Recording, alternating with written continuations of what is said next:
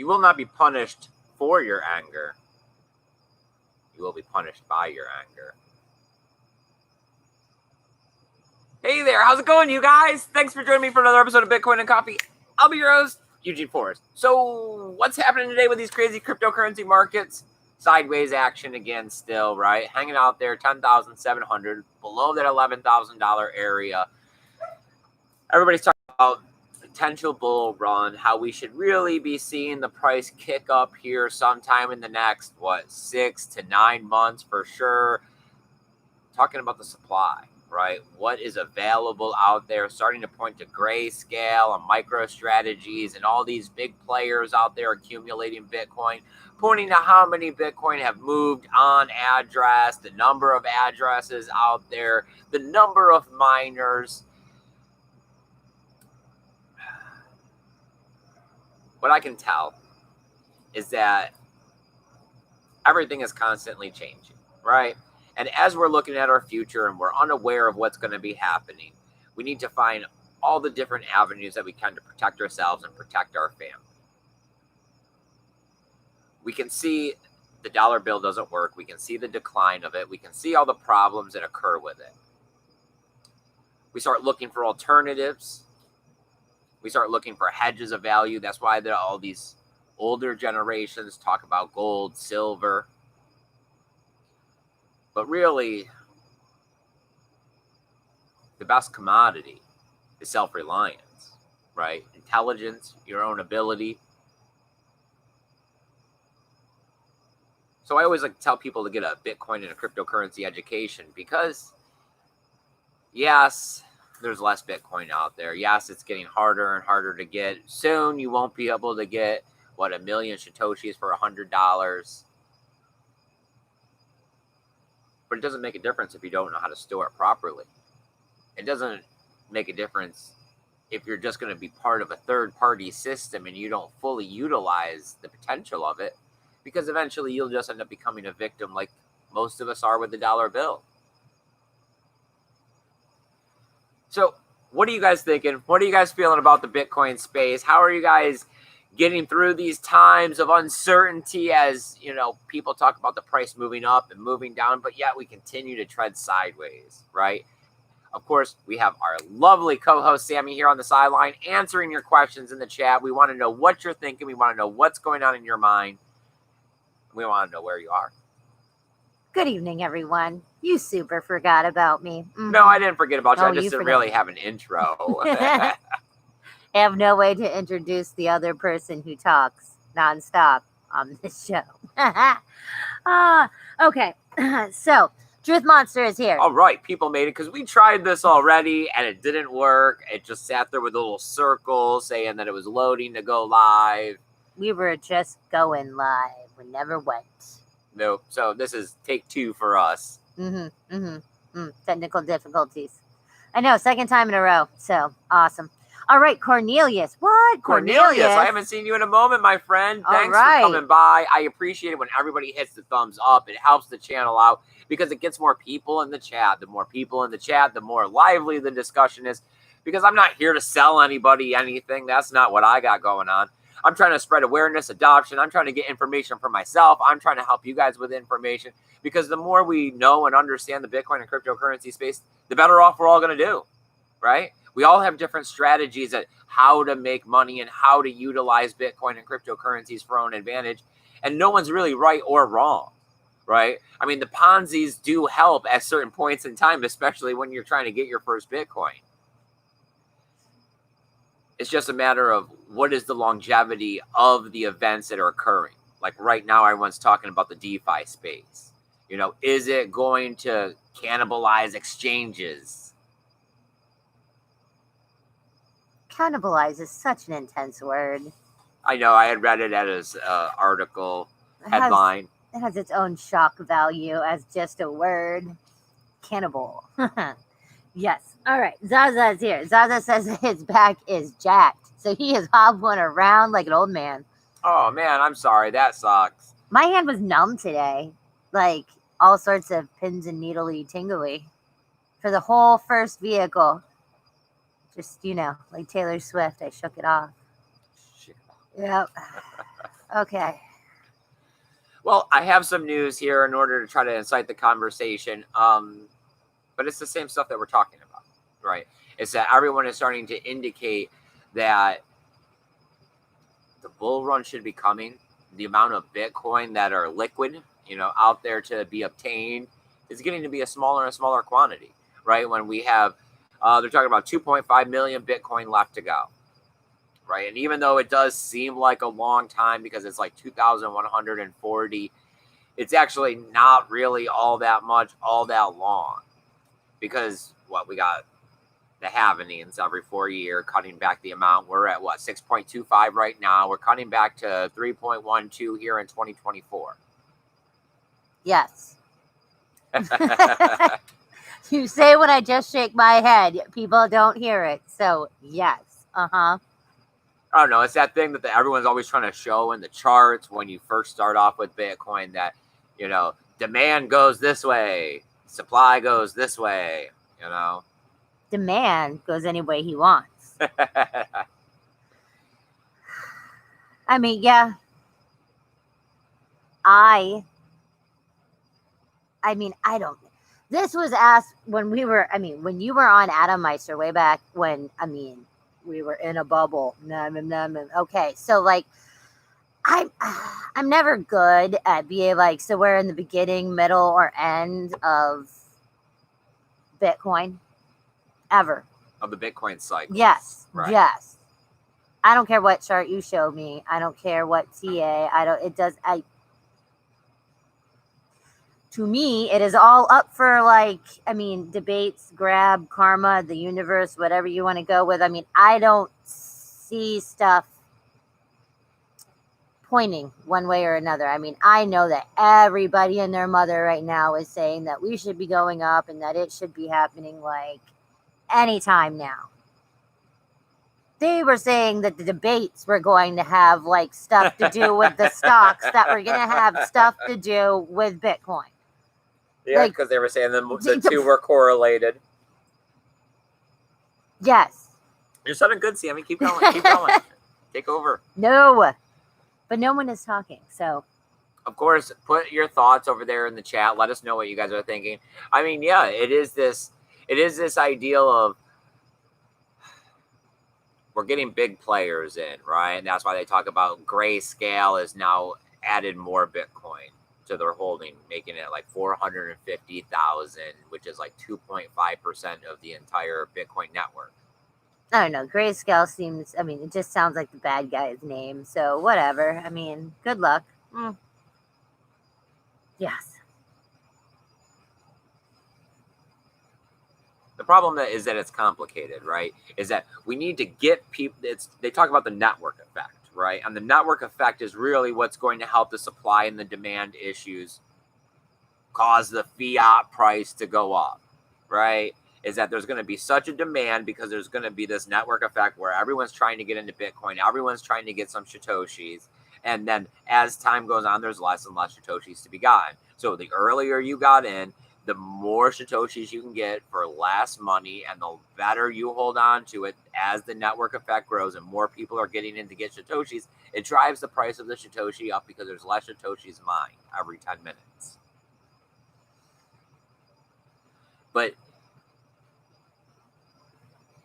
what is the network effect and how do you measure it? How many new people are joining Bitcoin? Because a lot of people like to go to the web addresses, are not the wallets. Yeah. How many new wallets are created and which ones are holding Bitcoin and how long have they been holding between moves and all of this? Well, that's part of the problem with the pseudo anonymity.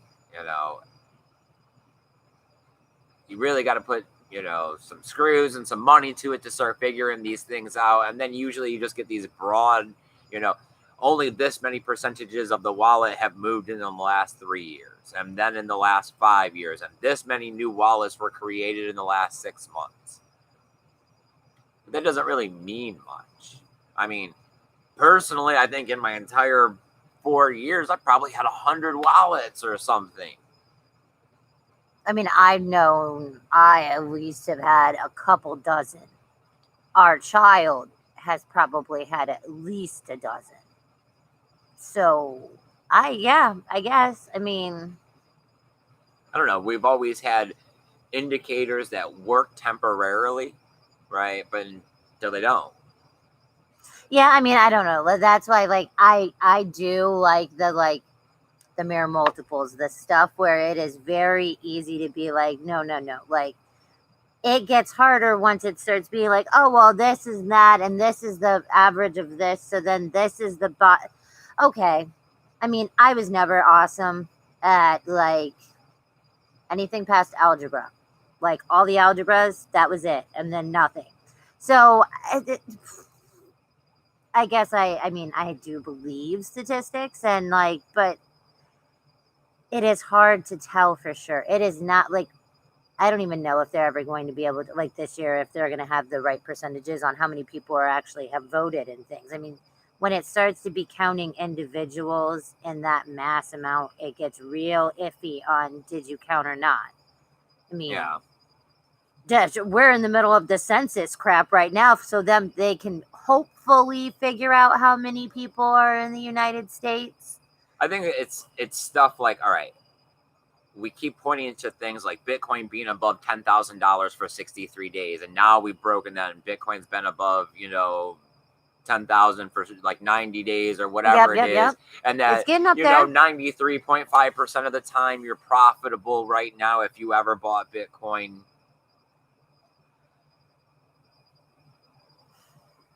When people buy into Bitcoin, a lot of them are just looking to make money, right? Either they're trying to flip it quick or they're looking at the long term. Either way, they're still looking, everybody is looking at that rainbow chart. Well, yes, right? Everybody is looking to make money. That tells you, Bitcoin has its cycles and it comes up. And right now, it's like a semi heading for the cliff. Because we are starting to come towards the end of where is this bull run? Right. And yes, you can say you have 6 months, you have 9 months, but I mean, people started this back in May. People are very impatient. People are very impatient. It is that, yes. So as the semi is running towards this cliff, everybody is expecting it to go up. But at the same time, if Bitcoin does something which it has never done and doesn't get the bull run and starts retracing backwards into some sort of bear market,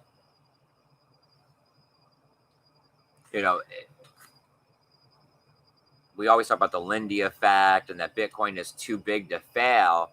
Well, I mean, the cycles are the opportunities to break it. But then again, you see everybody else and their mother jumping into Bitcoin, or at least in the big. Yes, in the big people, big picture part. Like, I mean, there is a lot in the last. But that's not the network effect. No, right? That is not the network effect. But they're also helping the network effect because they're collecting massive amounts of Bitcoin. So it's like, I mean, if you want some, you really need to get in. You really need to have a plan. You really need to start picking some up because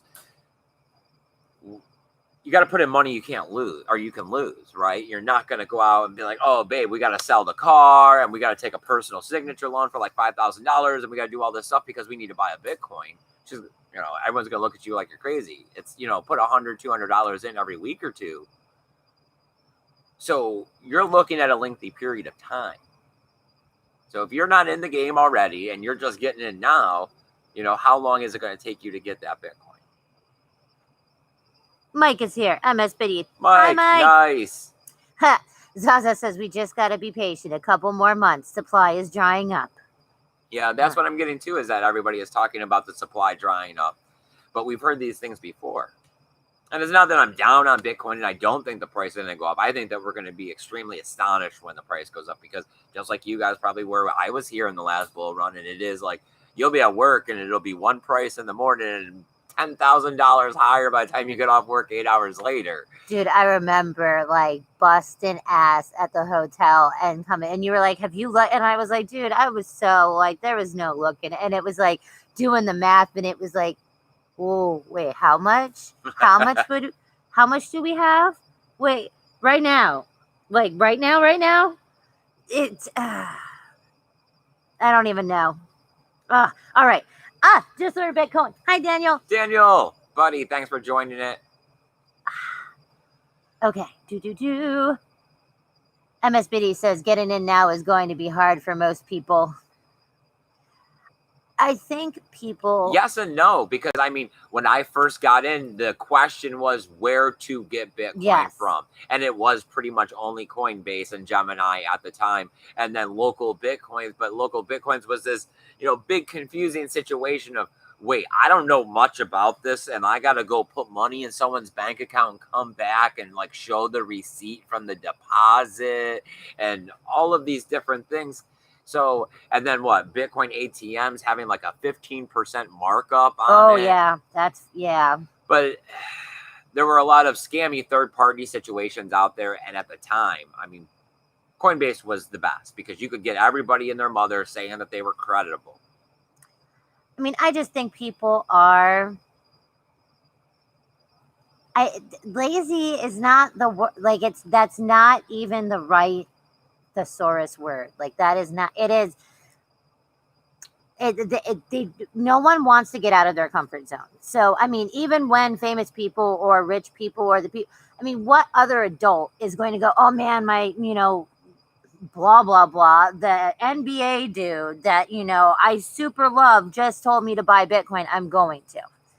And then what percentage of those people... I mean, I really feel it needs to get easier. And that is the problem, is that until it's easier, that it is going to be like everybody walks around like they don't have a brain anymore. Yeah. No one reads signs. No one tries to speak other languages or communicate with other people or anything that is difficult in any way. Everybody walks around. Yeah. And it goes about life.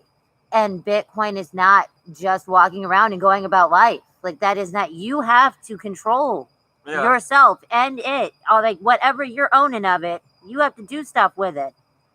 Yeah, I mean, when most people are confronted with the ideal of having to learn a new skill or learn anything that's not basically simple, right?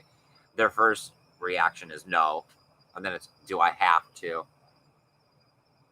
So, yeah, telling people... I don't know how. That's another awesome one. So telling everybody that they need to learn about a new type of money, and then on top of it, that they need to start assuming the responsibility that comes along with it.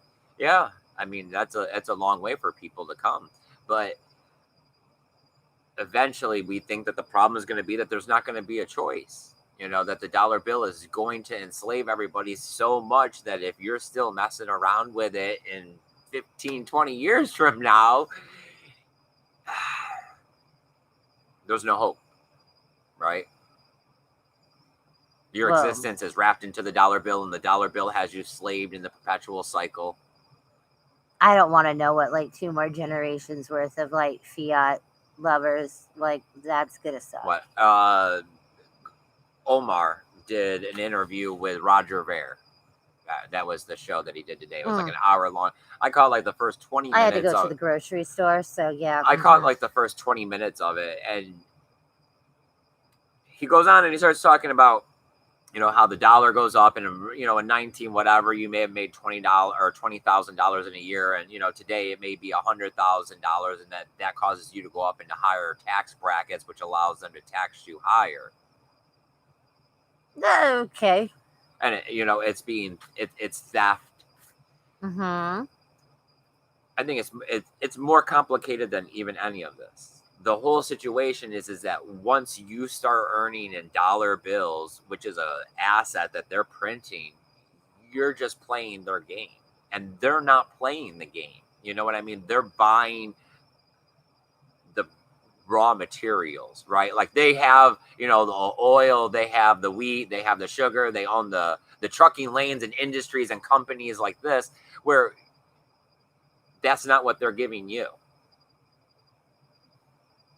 I mean, they're trying to find out if our president has, for real, no one apparently, once you get up there, no one does anything they have to do anymore, at all. But this divide between, no, I don't have money. Why would I have money? I own farms and companies and whatever. Mm-hmm, mm-hmm.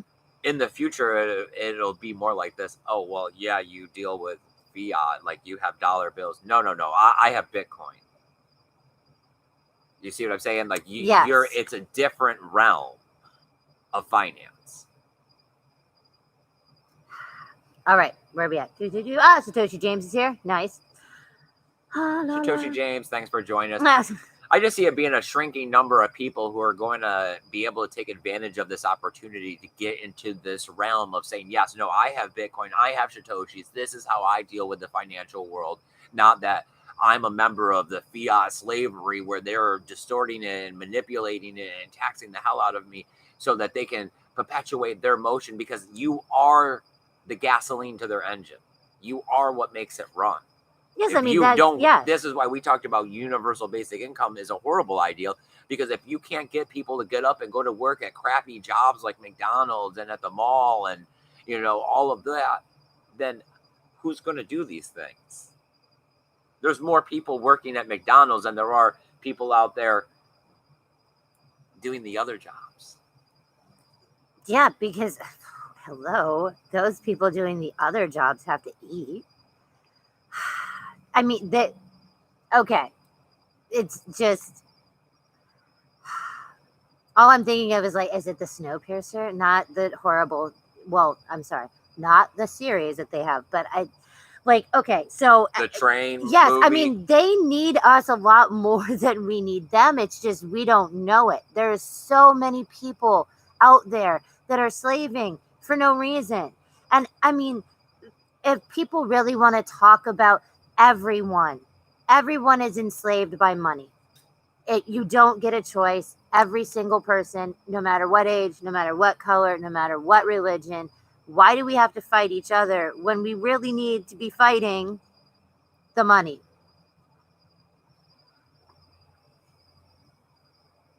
I don't know. Life's not fair. Money's not fair. None of it's really Man. fair in any way. Whatever. All right, Dan said that he told his ex-girlfriend to buy more Bitcoin. Just kidding. Oh, all right, where are we at?